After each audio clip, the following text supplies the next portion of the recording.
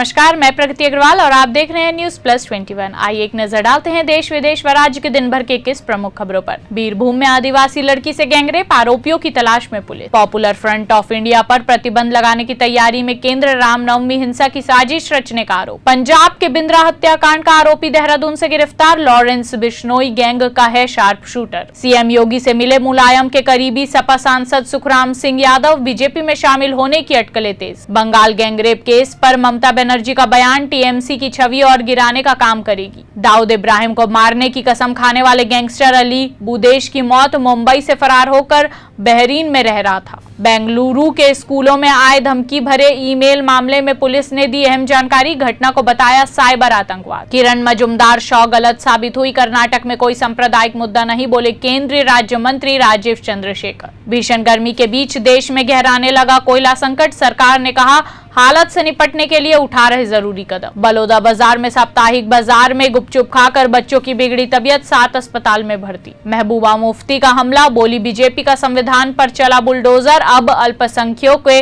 घरों तक पहुंच गया है। पत्नी के प्रेमी को मार डाला, धारदार हथियार से शरीर पर 1 दर्जन से ज्यादा वार किए, पत्नी पर भी किया हमला। रायपुर में आईएएस कॉन्क्लेव कार्यक्रम में सीएम भूपेश ने अफसरों को दिया संदेश, कहा गांव पर ध्यान दे, वे अपने आप में गणतंत्र। हिमाचल दिवस पर सीएम जयराम ने जनता को दिए कई तोहफे, महिलाओं को बस किराए में 50% की छूट। इटावा सफारी पार्क में काले हिरणों की संदिग्ध मौत, जंगली तेंदुए की एंट्री से मचा हड़कंप। कर्नाटक के मंत्री ईश्वरप्पा आज शाम पहुंचेंगे बेंगलुरु, विपक्ष के भारी विरोध के बाद मुख्यमंत्री को सौंपेंगे इस्तीफा। काशी विश्वनाथ मंदिर ज्ञानवापी मस्जिद विवाद पर बड़ा फैसला, कोर्ट ने कमिश्नर किया नियुक्त, 19 अप्रैल को वीडियोग्राफी कराने का आदेश। समाजवादी पार्टी के मुस्लिम नेता ने पार्टी से दिया इस्तीफा, बोले मुस्लिमों पर अत्याचार पर खामोश अखिलेश यादव। भिलाई में ठगी का शिकार हुआ बीएसपी कर्मचारी, लोन और गोल्ड ऑक्शन में फायदा पाने गंवाए 40 लाख, दर्ज हुआ मामला। सर्वधर्म संकट मोचन हनुमान मंदिर रेलवे स्टेशन परिसर में कल होगा विशाल आयोजन, माप और ढेबर सहित 10,000 श्रद्धालु होंगे शामिल। आईएएस कॉन्क्लेव में मुख्यमंत्री भूपेश बघेल का मुख्य सचिव अमिताभ जैन ने किया स्वागत,